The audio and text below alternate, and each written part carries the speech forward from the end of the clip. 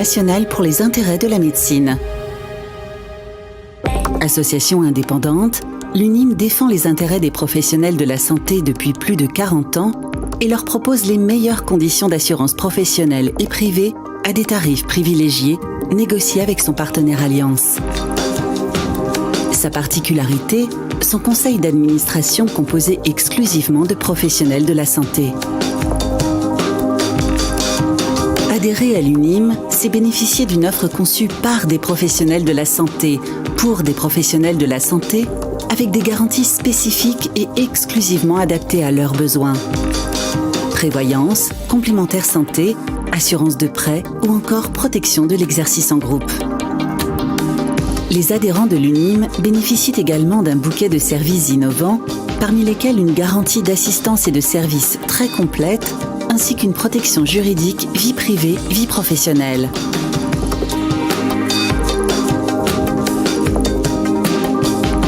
Ensemble, assurés d'être bien assurés.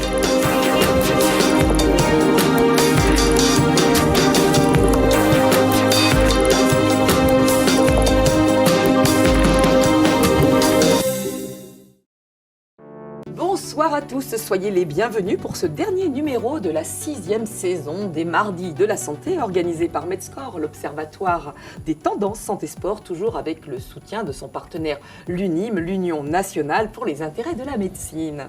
Alors nous allons parler sur le plateau de Medscore ce soir de l'offre de formation qui est proposée aux kinés, qui est pléthorique, et de comment bien choisir objectivement la ou les formations par rapport à son projet professionnel, sa stratégie de développement et aussi ses goûts, ses envies. Alors, si la formation continue s'impose pour les professionnels de la rééducation comme pour toutes les professions, puisque tout ne peut pas être enseigné en formation initiale et que les connaissances et techniques évoluent, en revanche, comment choisir une formation de qualité, certifiée, pour répondre à ses besoins et ses attentes? Et alors que l'accès aux formations en ligne était boostée par les confinements, ce qui a créé aussi un effet d'aubaine, un effet fleuri, une multiplicité de pseudo-organismes de formation, je mets des guillemets, qui proposent parfois des savoirs et savoir-faire critiquables. Comment les instances de contrôle ont-elles les moyens d'analyser, évaluer, valider toutes les offres proposées? Quels sont les critères d'évaluation objectifs fondamentaux permettant de sélectionner les formations dotées d'une réelle valeur ajoutée pour les kinés? Et enfin, comment, selon ses propres appétences, sa curiosité, peut-être son goût pour des approches innovantes ou exotiques, garder un esprit critique face à l'offre de formation? À qui faire confiance? À qui demander pour ne pas être berné? Vaste programme donc en 3 axes, et pour répondre à toutes ces questions autour de moi, alors en visio, notre duo nantais, Anthony Bachelier, donc vous êtes responsable du centre formation CE2 Formation, dont le slogan est aller simplement à l'essentiel, ce que l'on va donc faire ce soir. Donc vous êtes podologue, posturologue à Nantes et bientôt au Lavandou dans le Var, et donc responsable pédagogique de CE2 Formation. À vos côtés, Xavier Pastan, kiné ostéo, bientôt à Nantes, formateur à CE2 Formation pour la thérapie manuelle et préférence motrice et clinique avancée. C'est exact ? Tout à fait, bonjour. Et sur le plateau, nous sommes ravis de retrouver Stéphane Guérino qui revient nous voir. Ça faisait un petit long moment qu'on ne vous avait pas vu, donc nous sommes ravis. Vous êtes masseur kinésithérapeute, ostéopathe, acupuncteur, aussi ex-athlète de haut niveau en aviron. Vous êtes multimédaillé mondial, finaliste des JO d'Atlanta en 96. Bon, je ne suis pas là pour étaler tout votre cursus prestigieux. Vous êtes parallèlement, et c'est ce qui nous intéresse ce soir, fondateur du cabinet Kiné Lyon Sport, qui rassemble 9 kinés et d'autres professionnels du sport et de la santé, des ostéos, des préparateurs physiques, et donc en lien notamment avec les chirurgiens. Et vous êtes également formateur santé en entreprise à travers l'entité Kiné Lyon Formation, mais ça ne sera pas l'objet de ce soir, peut-être d'un autre plateau, puisqu'aujourd'hui on parle vraiment de la formation des kinés et pas de la formation que les kinés dispensent. Et Patrick Méo, donc vous êtes responsable du développement de Medscore, aussi à l'origine du concept clinique médico-sport, et donc vous avez beaucoup œuvré pour la formation continue des kinés. Vous en parlerez. Parfait. Mais avant de rentrer dans le vif du sujet, nous sommes ravis d'accueillir sur ce plateau Aude Pénel, qui représente pour nous l'UNIM. Donc Aude, un petit rappel de ce qu'est l'UNIM et ce qu'il fait pour ses adhérents kinés notamment. Oui, merci Nathalie, bonjour et bonsoir à tous. Alors l'UNIM, c'est l'Union nationale pour les intérêts de la médecine. C'est une association confraternelle à but non lucratif qui s'est organisée il y a une quarantaine d'années avec un double objectif, celui de défendre les intérêts de la profession et notamment des kinés, mais également d'aller négocier des garanties d'assurance à titre privé et professionnel. Et pour ça, elle s'est appuyée sur un assureur de renom qui s'appelle Allianz, première marque mondiale d'assurance, pour aller négocier donc des contrats de complémentaire santé, assurance emprunteur, prévoyance individuelle, mais également des contrats spécifiques à l'exercice en groupe. Parfait. Est-ce que l'on peut prendre un petit cas pratique pour illustrer le propos? Oui, bien sûr. Alors, souvent, on va faire appel à l'association UNIM pour la question de la prévoyance, puisqu'on sait qu'aujourd'hui, le régime de la Carpinco vous apporte un certain nombre de prestations en cas d'arrêt de travail, en cas d'invalidité, en cas de décès. Mais généralement, vous êtes quand même bien informé sur le fait qu'il faut aller souscrire en complément une prévoyance individuelle. Ben justement, l'UNIM va vous proposer ce type de contrat à tarif négocié et avec des prestations qui sont, on va dire, même qui sont très différenciantes par rapport à ce que vous pouvez trouver ailleurs, puisque ce sont vos confrères qui sont allés négocier pour vous ces contrats, avec notamment des taux d'invalidité. En fait, on va intervenir des 10% du marché, c'est la meilleure offre du marché sur cet aspect-là, notamment, avec bien évidemment des barèmes professionnels, c'est-à-dire une évaluation qui va tenir compte uniquement de votre capacité à exercer votre profession, des primes natalité qui vont jusqu'à 3 000 € au cumul de la complémentaire santé et de la prévoyance. Voilà, vraiment des avantages qui sont considérables et que l'association vous réserve spécifiquement pour vous, les kinés. Merci beaucoup, c'était très clair. Et comme tous les 15 jours, un atelier est proposé à nos auditeurs en fin d'émission. De quoi allons-nous parler ce soir? Mais écoutez, je trouve que le sujet d'aujourd'hui est très intéressant, notamment sur cette importance de se remettre à jour dans ses connaissances techniques. Et de la même manière, il faut aussi pouvoir remettre à jour régulièrement ses contrats de prévoyance, puisque vos besoins que vous aviez lorsque vous vous êtes installé ou les besoins que vous avez aujourd'hui ne sont pas forcément les mêmes. Votre structure d'activité a certainement évolué, votre structure familiale a certainement évolué, votre chiffre d'affaires également. Et donc, c'est important de revoir régulièrement ces contrats de prévoyance. Et donc, on verra notamment, on vous fera part des points forts, en tout cas, et tous les avantages que l'association UNIM peut réserver pour vous. Excellent teasing, Aude. Je pense que nos auditeurs seront nombreux à prolonger cette réunion avec votre atelier. Alors, à présent, nous abordons notre sujet de ce soir. Comment les instances de contrôle ont-elles les moyens d'analyser, évaluer et valider toutes les offres de formation? C'est notre première partie. Alors, l'offre de formation a explosé, notamment avec l'accès aux formations en ligne, boosté par les confinements, comme on l'a dit en introduction, qui a créé un effet d'aubaine, fait fleurir une multiplicité d'organismes de formation qui proposent parfois des choses plus ou moins douteuses. La difficulté est donc vraiment dans le tout, puisqu'ils ont fleuri de toutes parts. Donc on va commencer déjà dans cette partie par identifier et récapituler les différents types de formations. Et là, c'est une question que je pose à tous. De quoi parle-t-on des formations en présentiel versus distanciel, c'est-à-dire en ligne? On parle aujourd'hui d'événements en figital, c'est-à-dire qui marient physique et digital. Est-ce que ça s'applique aussi aux formations? Je vous laisse la parole. On va commencer avec notre duo nantais. Eh bien, écoutez, les formations dont on va parler ce soir, ce sont les formations continues. Il y a toujours un prérequis. Nous avons toujours affaire à des kinés DE ou des podologues de DE et puis d'autres professions. Il y a toujours un prérequis. Donc, ce sont les formations continues. Par rapport à la certification, en fait, moi j'estime qu'il y a une certification administrative par rapport notamment aux prises en charge liées à la certification Calliope, mais ce n'est pas en soi une certification d'un point de vue, on n'offre pas un diplôme.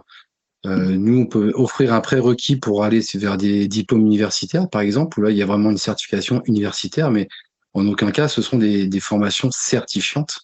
d'autant plus qu'on est souvent affaire à des formations plutôt courtes et avant tout pratiques. Donc, il faut bien distinguer le côté certifiant avec le côté administratif Calliope, notamment pour les prises en charge FIFEL et DPC, et le côté certifiant qui est plutôt nature universitaire. D'accord, parfait. On est raccord sur le plateau. Stéphane, Patrick, quelque chose à ajouter sur cette définition de notre sujet de ce soir? Tout à fait, il y a beaucoup de choses à voir et à identifier. C'est vrai que Calliope, c'est une forme administrative de la capacité d'un organisme de pouvoir organiser des formations. C'est vrai que là-dessus, il faudrait qu'il y ait une instance qui puisse accompagner sur le contenu physiologique, le contenu scientifique, et puis avoir des experts qui ont l'habitude aussi bien de pratiquer la médecine, les soins, et des personnes qui font de la recherche, et qu'il y ait plus de liens à ce niveau-là. Pour l'instant, ça manque. On va largement y revenir dans la suite du programme, vraiment parler de ce qu'est la certification et à quoi elle correspond. Anthony ou Xavier, pouvez-vous nous préciser ce qu'est CE2 Formation, pourquoi vous l'avez créé et quel type de formation vous proposez? Oui, CE2 Formation, en fait, on l'a créé avec un ami médecin il y a une douzaine d'années. À l'origine, en fait, on travaillait dans une clinique avec médecins, dentistes, orthoptistes, podologues, ostéopathes, kinés. Dans une clinique, en fait, on avait créé un centre de posturologie. Et vu qu'on était très très innovant à l'époque, on était le premier centre à faire des consultations pluridisciplinaires. Le patient venait, il restait environ 5 heures parce qu'il côtoyait le médecin, l'ostéopathe, le kiné, l'orthoptiste, le dentiste, le podologue, toutes les entrées sensorielles que l'on voit en posturologie. Donc, c'était allié avec le service de médecine de sport. Donc, on a pris beaucoup de plaisir à faire ce centre-là. Et on avait énormément de demandes, en fait, de créer d'autres centres de formation, de créer d'autres centres pluridisciplinaires. C'était vraiment que de la consultation à la base. De là est partie, en fait, cette idée de centre de formation. Voilà, donc on a formé beaucoup de praticiens autour de la posturologie. Voilà, et puis on a mis fin à ces pratiques-là où en fait on a perdu beaucoup d'argent, pour tout vous dire. C'était très très très innovant, on a pris beaucoup de plaisir, mais c'est vrai que payer 5 praticiens pour un patient, c'était pas du tout, c'était pas un bon business model. Voilà, nous c'était une très bonne expérience personnelle et professionnelle, mais de là a émergé l'idée de refaire un centre de formation avec un ami médecin, donc Yunsan Meas, qui a été connu parce qu'il était à l'origine de plein de centres de formation, lui-même étant avec une multitude de casquettes. Il est algologue, ostéopathe, acupuncteur, MPR. Voilà, il est intervenu un petit peu partout en France et à l'étranger. Donc c'est avec lui, Yunsan, c'est devenu un ami très proche. On a créé CE2 Formation il y a une douzaine d'années. Donc autour, avant tout sur la posturologie, c'était vraiment notre thématique préférée. On a enseigné dans différents pays, notamment les pays du Maghreb, dans les pays plutôt francophones, parce qu'on n'a pas un anglais extraordinaire. Et puis la formation s'est étoffée autour d'autres thématiques, notamment autour des préférences motrices. On va en parler avec Xavier, également sur tout ce qui est pédiatrie. Alors c'est que nous, on a plutôt 85% de podologues, et on a environ 10% de kiné-ostéo, et puis ensuite médecin, coach, préparateur physique, préparateur mentaux. Voilà le public auquel on s'adresse. Est-ce que votre organisme de formation et vos homologues, parce que vous avez aussi des relations avec vos confrères ou concurrents, je ne sais pas, est-ce que vous avez souffert de l'explosion de l'offre de formation pendant les confinements, avec l'arrivée, par exemple, d'offres concurrentes, et quelle est la demande actuelle en formation, quelle est la tendance? Oui, on va pas se le cacher, hein. On est vraiment sur une niche, donc on était très peu nombreux au départ, donc il y a eu une affluence très importante qui a beaucoup baissé avec le confinement. Je pense qu'il y a plusieurs facteurs. Il y a le facteur concurrentiel. Il y a eu beaucoup de sociétés de formation qui se sont créées. Et puis, je pense que le public a également beaucoup changé. Dans les jeunes générations, on préfère ne pas trop s'associer, on préfère aller trouver des remplacements, des collaborations sur du court terme pour partir à l'étranger. J'ai moi-même des enfants dans ces âges-là et je vois bien la différence vraiment ils ont plus la même philosophie. C'est une génération qui est moins axée sur la formation. Je pense que ça joue beaucoup pour en discuter avec beaucoup de centres de formation. En effet, on a moins de demandes, mais une demande aussi plus qualitative. Donc, c'est-à-dire que nous, on crée des cursus de formation, mais vraiment très personnalisés. On a également des liens avec des universités, donc on peut vraiment orienter les gens. Donc, on a un public différent et avec des gens qui cherchent vraiment non pas un cumul de formation, mais plutôt une sorte de fil conducteur. Et là-dessus, nous, on peut les orienter à la fois par nos formations, mais également avec d'autres centres. Moi, j'estime que chacun doit faire sa propre tambouille en clinique. C'est vraiment ça. On apprend à droite, à gauche. Et donc, il faut le faire également avec les centres de formation. Voilà, je pense qu'il faut être très intègre par rapport à ça. Merci beaucoup. Stéphane Guérino, je me tourne vers vous. Est-ce qu'on peut revenir avec vous sur le sujet de la certification, de la labellisation, de la reconnaissance par le Conseil de l'Ordre des kinés et quand on a préparé cette émission, j'ai perçu en vous entendant que l'Ordre des kinés était un petit peu, je mets encore des guillemets, j'en mets souvent, rétrograde par rapport à l'Ordre des médecins, par exemple. Alors pour être très concrète là-dedans, on a parlé de l'auriculothérapie qui est utilisée par l'armée américaine, qui est reconnue par l'Ordre des médecins, mais pas par celui des kinés. Est-ce qu'on peut éclaircir la situation ? Oui, alors ça c'est un petit peu un paradoxe et on peut toujours se demander qui est-ce qui certifie, qui est-ce qui encadre, qui est-ce qui supervise un peu l'authentification scientifique, la labellisation. Il y a des techniques qui sont très très anciennes, comme l'acupuncture, qui sont quand même reconnues. Et parfois, on a un peu de mal à mettre en place ce genre de formation qui est jusqu'à présent enseignée aux médecins pour les dispenser aux paramédicaux. Alors beaucoup de paramédicaux se forment à l'acupuncture, de plus en plus aussi à l'auriculothérapie. Mais oui, voilà, je pense que l'Ordre des kinés a un petit peu de... faut qu'il se mette en place. Voilà, ça a de l'inertie. Et puis, ça fait pas très longtemps, finalement, que l'Ordre des kinés existe. Et il faut que les équipes se montent en capacité, en compétences, et qu'il y ait un travail qui soit fait entre les praticiens, ceux qui sont sur le terrain, et ceux qui sont du côté administratif, du côté réglementaire, et puis avec les chercheurs, et puis avec les organisations qui permettent de valider quand même ce genre de technique, parce qu'on a des validations.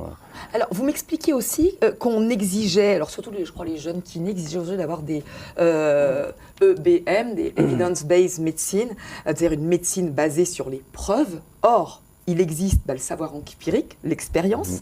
On peut prendre, je crois, l'exemple de l'acupuncture chinoise. On a aussi les exemples avec l'hypnose, la méditation, qui ont aujourd'hui toute leur place à l'hôpital, avec l'arrivée de preuves scientifiques. Alors, l'évidence base médicale, c'est quelque chose qui intègre trois choses. C'est-à-dire, qu'est-ce qu'on retrouve scientifiquement, quels sont les écrits, quelles sont les recherches, qu'est-ce qui s'est passé, les ouvrages de référence.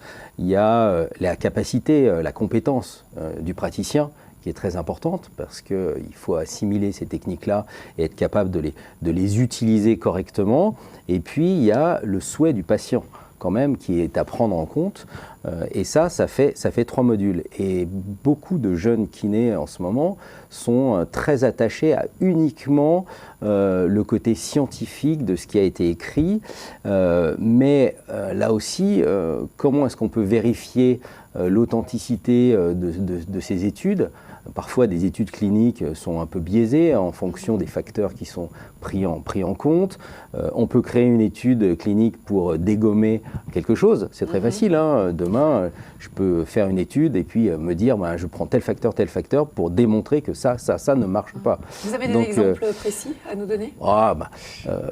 Moi, il y a un exemple dont je parle souvent avec mes patients, c'est le côté de la vitamine C.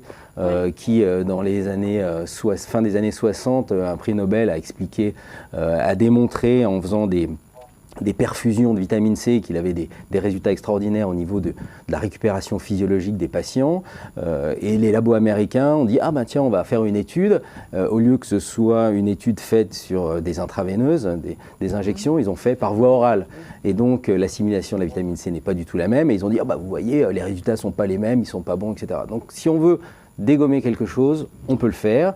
Après, tout est une question aussi de quelles sont les études, par qui elles sont faites, et est-ce qu'il y a une corrélation entre vraiment le terrain, la recherche, et je pense qu'il y a quelque chose qui est très très important, c'est la connaissance en physiologie, la connaissance médicale pure, et j'incite toujours mes étudiants en auriculothérapie à aller travailler vers les grands livres de physiologie, de neurologie, d'endocrinologie, parce qu'en fait, l'organisme, il est géré par le système neuro-endocrinien. Et si on ne maîtrise pas un petit peu, si on n'a pas ces connaissances-là, eh ben, on peut très vite être dérouté, et tout a une explication physiologique. Et c'est ce que je dis souvent, pour choisir une formation, est-ce que ça a de la cohérence? Est-ce que c'est logique par rapport à tout notre système organique, au système qui fonctionne ensemble. Et quand il y a une logique, quand c'est cohérent, ça peut fonctionner. Après, il s'agit d'avoir ces capacités à intégrer tout ça. On va aussi revenir sur ce sujet dans notre deuxième partie. Donc Patrick, vous avez vous-même beaucoup contribué au cours de votre carrière à l'offre de formation, notamment avec Clinique Médico-Sport. Aujourd'hui, avec Medscore qui se positionne comme un observatoire des tendances, vous jouez un rôle important auprès des kinés pour justement les aider à choisir, ce qui implique aussi de rester alerte sur tout ce qui existe, de rester en veille, pas forcément facile. Alors, de par notre activité, on organise depuis, comme beaucoup de gens le savent, depuis 15 ans des événements. Pour ceux qui ne le savent pas, ça fait l'occasion de leur dire. Voilà, médico-chirurgicaux, qui nécessitent l'intervention de spécialistes, chirurgiens, médecins, kinés, etc. Sur des thématiques, notre job, c'est quand même de programmer des thématiques d'avant-garde. Donc, dans ce cadre-là, effectivement, depuis 15 ans, on peut dire qu'on peut être un peu des poissons pilotes pour générer des envies de perfectionnement dans certaines approches thérapeutiques. Alors, on a vu avec nos invités... Par contre, je voudrais qu'on ait une première conclusion sur ce plateau. En fait, il n'existe aucun organisme qui valide ou qui certifie la qualité d'une formation. C'est une affirmation ou une question? Je voudrais que... La question, c'est que là, justement, l'ordre des médecins et l'ordre des kinés, ce sont eux qui sont habilités à dire ça, c'est bien, ça, c'est pas bien. Et en ce moment, il y a un peu une chasse aux sorcières de la santé publique sur toutes les activités qui peuvent paraître sectaires, inutiles. Voilà, donc effectivement... on peut se poser la question de qui sont les personnes qui vont réglementer, qui vont dire ça c'est bien, ça c'est pas bien, quelles sont leurs qualités d'expertise. Parce que quelqu'un qui va juger, si c'est quelqu'un qui n'a pas vu de patient depuis des années, qui n'a pas d'expertise sur la thérapeutique, sur la prise en charge des gens, sur la capacité à faire un bilan, sur la capacité à poser un diagnostic, voilà, la question est là. Qui sont ces instances qui disent oui, non, c'est bien, c'est pas bien? Xavier et Anthony, quelque chose à rajouter sur ce que vient de dire Stéphane pour clore cette première partie sur l'évaluation, la validation des formations? Je rejoins tout à fait Stéphane. On parle de certification autour de bonnes pratiques, mais que sont les bonnes pratiques? Je veux dire, il y a tout fonctionne. Quand on connaît bien la physiologie, la neurophysiologie, je rejoins tout à fait Stéphane là-dessus. On est, avec la plasticité cérébrale, on est capable maintenant de dire et d'affirmer que plein de techniques fonctionnent. En quoi des instances peuvent se permettre de dire telle technique est bonne et celle-là n'est pas bonne? Je pense que en tant que clinicien, on voit que beaucoup de choses fonctionnent. Il faut juste que le patient soit en phase avec le thérapeute et que l'on le fasse en bonne conscience et voilà. Et avec il faut vraiment axer le discours de la connaissance autour de la physiologie, la neurophysiologie. Et à partir de là, toute technique peut fonctionner. Voilà. Donc, quelle instance peut se permettre de dire que sont les bonnes pratiques. Voilà. Parfait. Donc après avoir posé les bases et puis passé un petit peu en revue les différents types de formations, entre guillemets dignes de ce nom, voyons quels sont les critères de choix personnels pour le kiné. C'est l'objet de notre deuxième partie. Quels sont les critères d'évaluation objectifs fondamentaux permettant de sélectionner des formations dotées d'une réelle valeur ajoutée pour les kinés? Alors, nous avons déjà eu l'occasion de parler sur ce plateau de la certification des formations, c'est-à-dire de leur légitimité, leur reconnaissance par les instances, mais toute certifiée ou reconnue soit-elle, la bonne formation pour un kiné va avant tout être celle qui lui correspond. Comment va-t-il choisir donc sa formation, celle qui lui convient, alors tant en niveau de compétence, en fonction du background déjà acquis. Je vais m'adresser à vous, Xavier Pastan, vous n'en avez pas beaucoup entendu, peut-être même pas du tout. Comment orientez-vous vos potentiels élèves stagiaires? Vous arrive-t-il de réorienter la demande en fonction des besoins exprimés par le futur stagiaire ou d'établir un programme en plusieurs étapes pour monter en compétences? Oui, déjà, par rapport au premier axe, j'ajouterais même que pour avoir un centre d'intérêt pour les stagiaires, il faut déjà correspondre au mouvement un peu actuel au niveau des formations. Donc Stéphane l'a très bien dit avec le mouvement EBM, Evidence-Based Medicine. Donc il me semble qu'aujourd'hui, il faut quand même s'approcher de ça, que ce soit par la physiologie, l'anatomie ou tout ça, mais également par les faits par rapport aux recherches qui sont actuelles. Donc, il est important de se baser là-dessus. Donc, déjà, en proposant des formations sur ce sujet, c'est des formations qui peuvent être déjà un peu plus sérieuses, à mon sens. Et pour le suivi auprès des stagiaires, donc nous, comme tous les cursus de formation, je pense qu'ils sont assez professionnels et standardisés, on a une évaluation en amont de la formation avec un questionnaire, une écoute au début de la formation pour simplement savoir quelles sont les attentes de chacun des stagiaires. Et donc on module au sein même de la formation. Puis la formation va toujours avoir les mêmes grands piliers, enfin les mêmes déroulés, mais en nuançant un peu les propos sur chacune des formations. Chaque formation va être différente au final.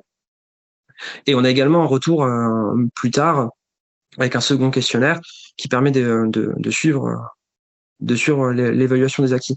En tout cas, au sein même de la formation, il est hyper important de pouvoir accompagner pour évaluer, traiter, évaluer, raisonner et traiter. Donc, il faut accompagner le stagiaire tout au long de ces étapes pour qu'il puisse avoir un gain sur des formations qu'il peut suivre. Anthony, dans la continuité, Xavier, quelque chose à rajouter ou est-ce que vous avez des exemples précis en tête? Oui, on a des exemples précis. Sur moi, en tant que responsable pédagogique, en fait, souvent des participants hésitent à faire une formation ou un cursus de formation. Et nous, on est là vraiment pour les accompagner, pour que ça soit hyper personnalisé. Donc là, j'ai le souvenir d'un kiné qui voulait s'orienter autour des préférences motrices, une des thématiques que l'on fait à HCE2 formation. Mais il voulait justement avoir plutôt un cursus universitaire. Nous, on travaille par exemple avec l'Université de Lille.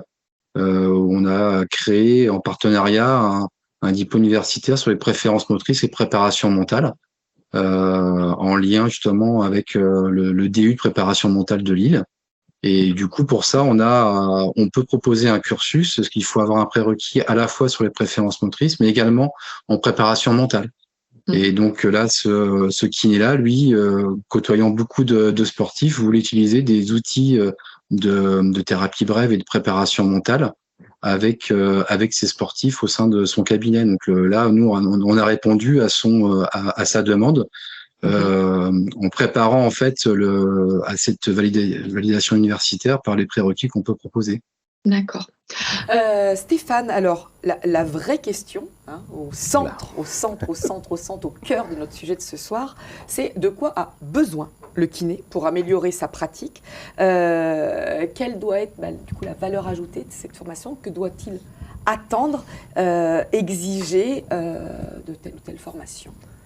Je dirais que dans un premier temps, il faut que le professionnel de santé puisse évaluer sa performance dans les soins, dans les résultats qu'il a, afin de pouvoir se poser les bonnes questions en se disant de quoi j'ai besoin pour arriver à aller soit plus vite, soit répondre plus efficacement, soit pour avoir plus de résultats face à une problématique de santé d'un de ses patients. Donc voilà, c'est la question qui doit se poser, c'est bon, quel outil de plus j'aurais besoin dans ma mallette pour pouvoir répondre efficacement, quels sont les freins, quelles sont les limites, quelles sont les barrières. Alors on connaît la posturologie, les réflexes archaïques, la sphère émotionnelle, les aspects d'acupuncture qui agissent sur la circulation des liquides dans le corps, l'auriculothérapie qui va avoir c'est une porte d'entrée réflexe sur le système nerveux central et neurovégétatif. Donc voilà, quand le kiné commence à avoir une certaine expérience, il a aussi un certain nombre d'échecs ou de lenteurs de thérapie, et c'est là où justement il va aller chercher dans la formation continue l'expertise des anciens, ceux qui sont tous les jours avec des patients et qui font partager leur expérience, et c'est là où justement on se nourrit avec ces techniques qu'on apprend. Mais même moi, quand j'ai des étudiants, même moi je me nourris d'eux aussi. Parce qu'ils ont une nouvelle approche, une nouvelle façon de voir, ils ont étudié des choses un peu nouvelles, et ça va toujours dans les deux sens. Et donc c'est très enrichissant, et je pense qu'un thérapeute, lorsqu'il rentre un peu dans la pédagogie, qu'il enseigne, il progresse lui-même dans ces techniques, et ça c'est vraiment très agréable. C'est-à-dire qu'il accepte de se remettre en question et voilà, d'avoir du nouveau. C'est un des grands principes, se remettre en question.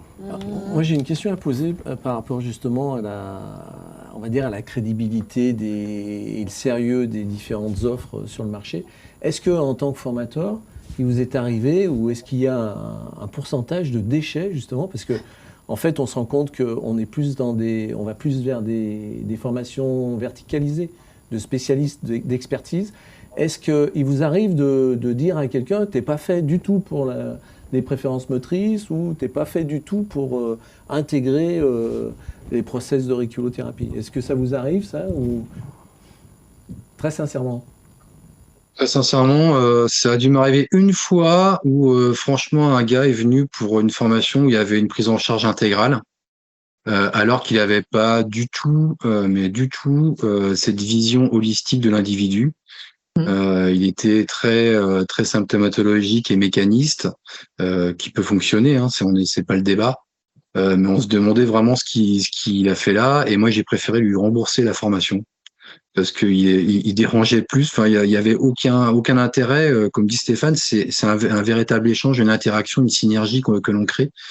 Donc ça est arrivé une fois. En 12 ans d'expérience de formateur, où la personne a dit oui, en effet, c'était prise en charge, donc je suis venu, j'ai vu la lumière, je suis venu, quoi. J'ai dit écoute, je pense que t'as pas ta place, tu vas t'emmerder, nous aussi, voilà. Ça s'est arrivé une fois. D'accord, donc c'est quand même très très rare, et c'est un cas anecdotique. Ouais, c'est rare. Est-ce qu'il y a des approches à ne pas mettre entre toutes les mains, justement? Un thérapeute, généralement, il est là pour faire du bien, pour être bienveillant.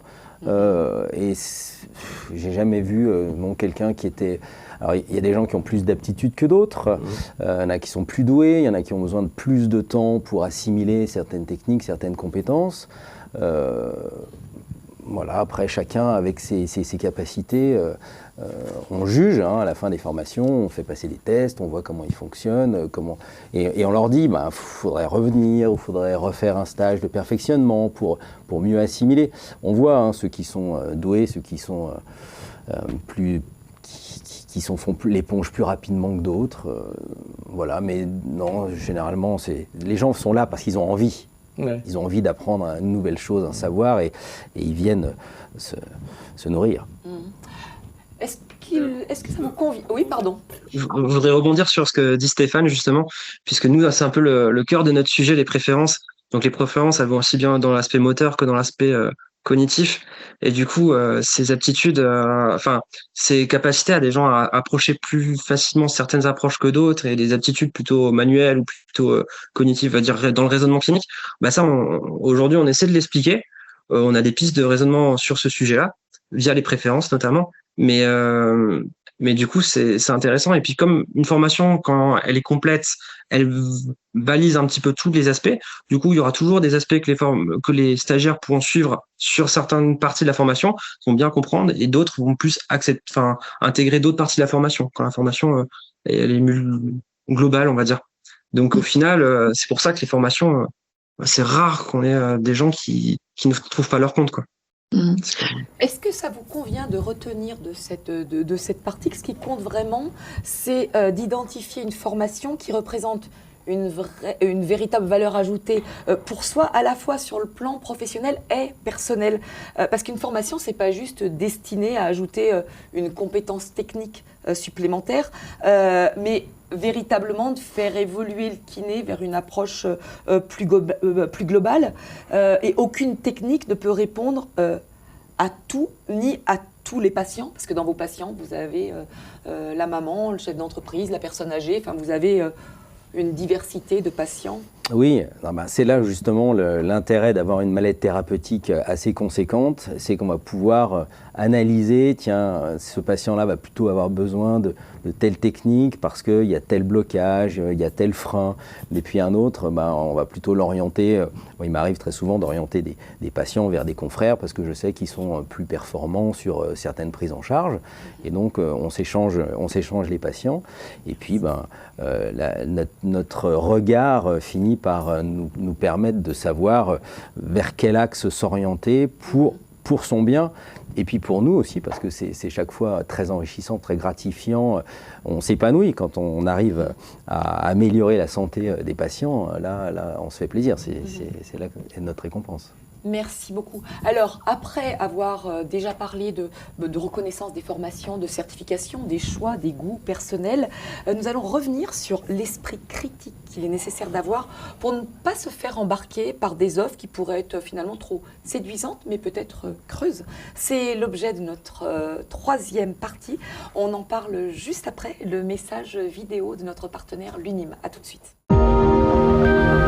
L'UNIM, l'Union nationale pour les intérêts de la médecine. Association indépendante, l'UNIM défend les intérêts des professionnels de la santé depuis plus de 40 ans et leur propose les meilleures conditions d'assurance professionnelle et privée à des tarifs privilégiés négociés avec son partenaire Alliance.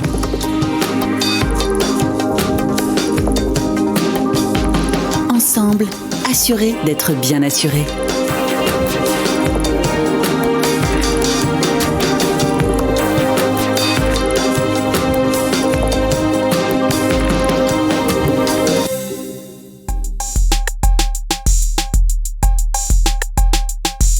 Retrouver pour notre troisième partie. Comment peut-on, selon ses propres appétences, sa curiosité, peut-être son goût pour des approches innovantes ou exotiques, garder un esprit critique face à l'offre de formation? Finalement, à qui faire confiance, à qui demander pour ne pas être berné. Donc, on l'a déjà largement dit sur ce plateau, l'offre de formation, elle est pléthorique. Certaines offres peuvent être un petit peu trompeuses, attractives mais trompeuses, et peut-être peuvent être survendues, trop bien marketées. Alors comment s'en méfier, les déjouer? Et dans cette partie, on vous propose d'affûter un petit peu votre vigilance. Et la question que je vais poser à tous, alors, est-ce qu'avec l'accès à toutes ces formations en ligne qui a été boostée par les confinements, qui a créé un effet d'aubaine et fait fleurir une multiplicité de pseudo-formations, est-ce que sans dénoncer, sans nommer, est-ce que vous avez en tête des exemples de formations douteuses ou opportunistes?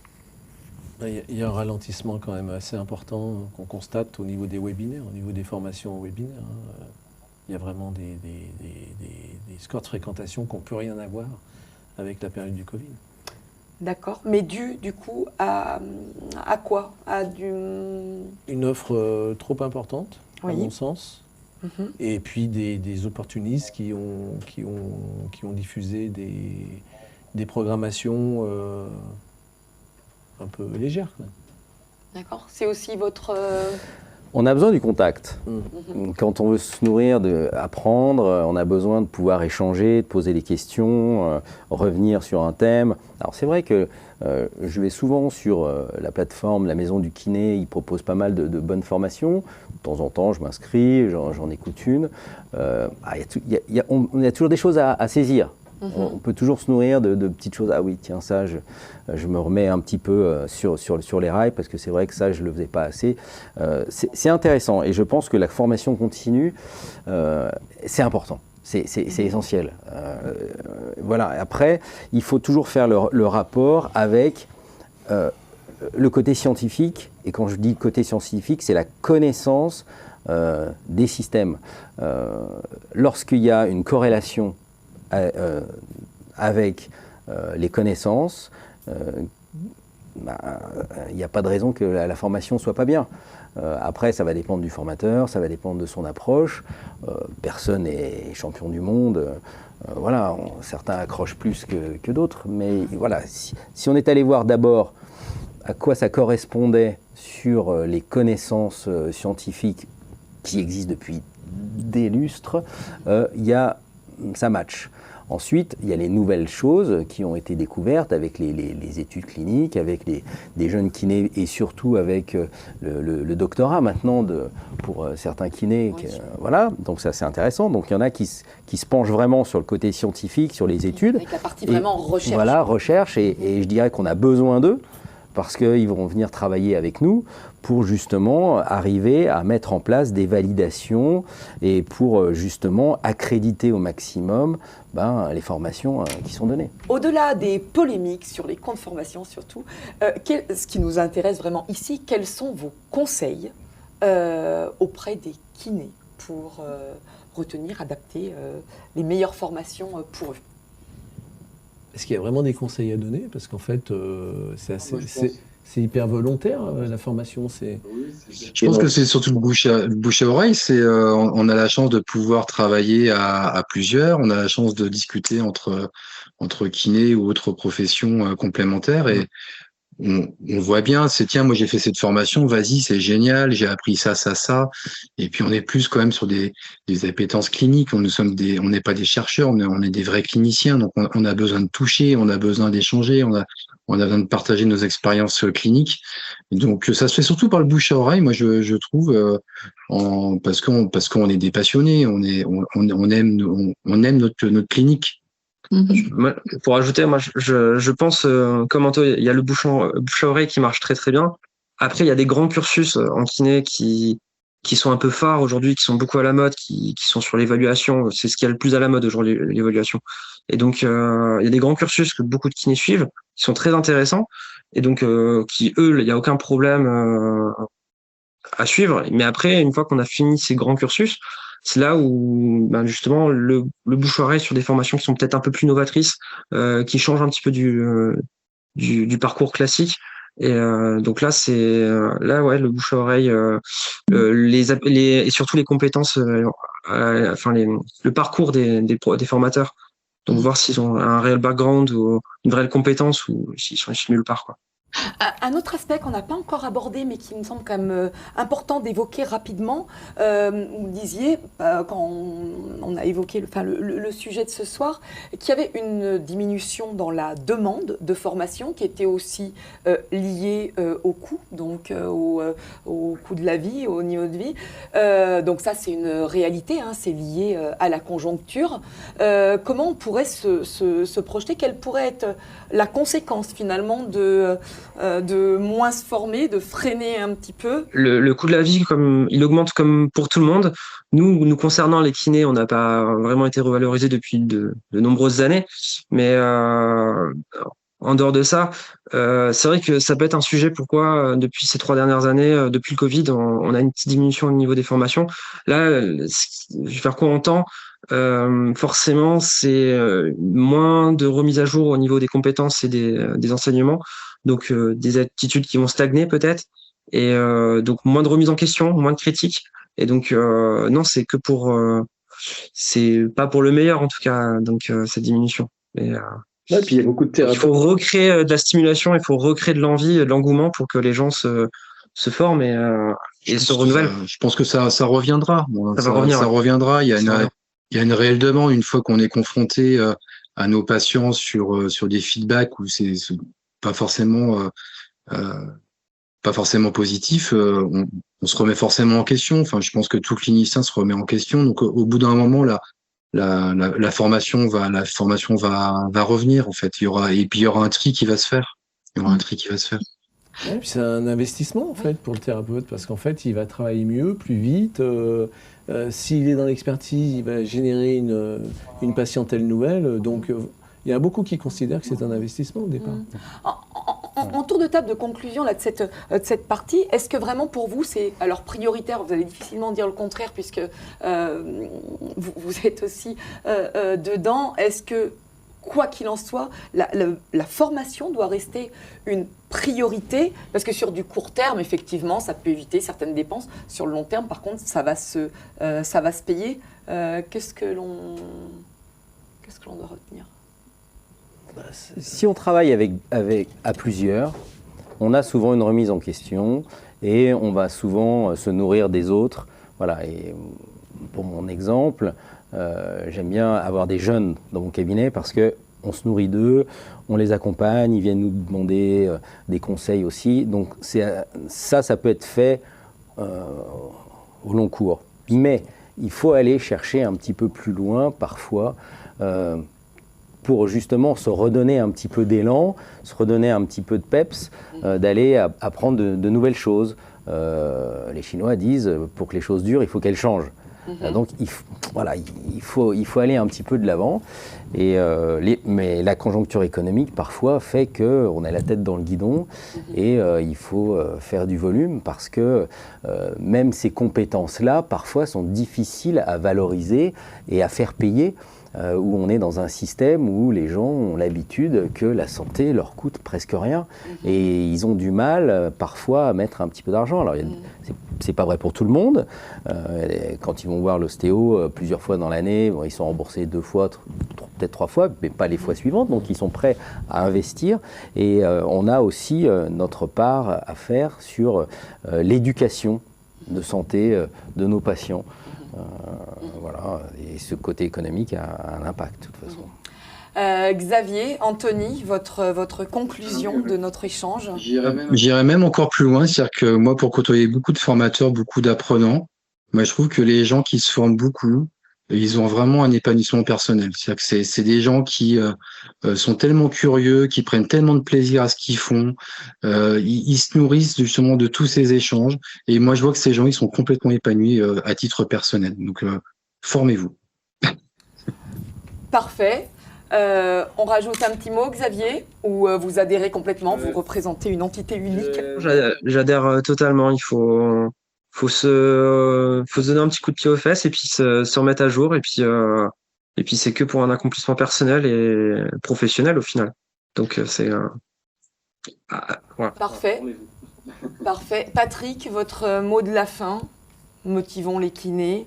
Formez-vous toujours pour On se rend compte en fait qu'il y a une catégorie de thérapeutes qui vont vers la formation justement pour évoluer, en fonction justement de l'évolution des techniques et des découvertes médicales.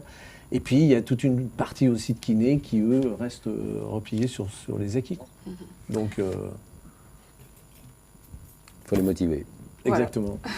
Eh bien, merci en tout cas à tous les 4. On peut retenir que l'objectif pour le kiné, c'est de disposer d'une palette, une panoplie d'outils complémentaires pour enrichir sa mallette thérapeutique, vous l'avez très bien dit Stéphane, afin de travailler sur toutes les sphères physiologiques, archaïques. Et pour autant, comme dans la vie en général, on n'échappe pas aux règles générales qui s'appliquent aussi aux kinés, les plus motivés, les moins motivés, ceux qui font de l'avant, ceux qui sont novateurs, qui sont entrepreneurs et les autres. Voilà. En tout cas, en ce qui concerne les formations, le mieux, c'est encore de demander conseil. Le bouche à oreille, c'est quand même peut-être une valeur sûre dans le domaine. Et donc, il me reste à vous remercier, nos auditeurs, à vous remercier, nos intervenants. Et puis, vous avez à présent rendez-vous avec l'UNIM pour un atelier. Aude, on rappelle de quoi il s'agit ce soir? Alors moi j'aime beaucoup parce que du coup ça va reprendre un peu la thématique de ce soir. On a beaucoup de kinés qui restent sur leurs acquis, qui ne remettent pas les choses en cause et cela peut avoir, on a vu, des conséquences importantes sur la compétence, mais ça peut aussi avoir des conséquences importantes sur le maintien de votre niveau de vie en cas d'arrêt de travail, d'invalidité et de décès. Donc venez écouter cet atelier de 10 minutes qui ne seront pas 10 minutes de perdu pour faire connaissance justement avec les offres que peut vous proposer l'association UNIM et qui sont des offres justement innovantes et avec beaucoup de plus-value pour vous kinés. Donc venez écouter cette court atelier avec un de mes confrères. Voilà. Eh bien, parfait. Merci Aude. Bon atelier, joyeux Noël, bonne fête de fin d'année et au plaisir de vous retrouver à la rentrée. Portez-vous bien. Avec les offres que peut vous proposer l'association UNIM et qui sont des offres justement innovantes et avec beaucoup de plus-value pour vous kinés. Donc venez écouter cette court atelier avec un de mes confrères. Voilà. Eh bien, parfait. Merci Aude. Bon atelier, joyeux Noël, bonne fête de fin d'année et au plaisir de vous retrouver à la rentrée. Portez-vous bien. L'UNIM, l'Union nationale pour les intérêts de la médecine. Association indépendante, l'UNIM défend les intérêts des professionnels de la santé depuis plus de 40 ans et leur propose les meilleures conditions d'assurance professionnelle et privée à des tarifs privilégiés négociés avec son partenaire Alliance.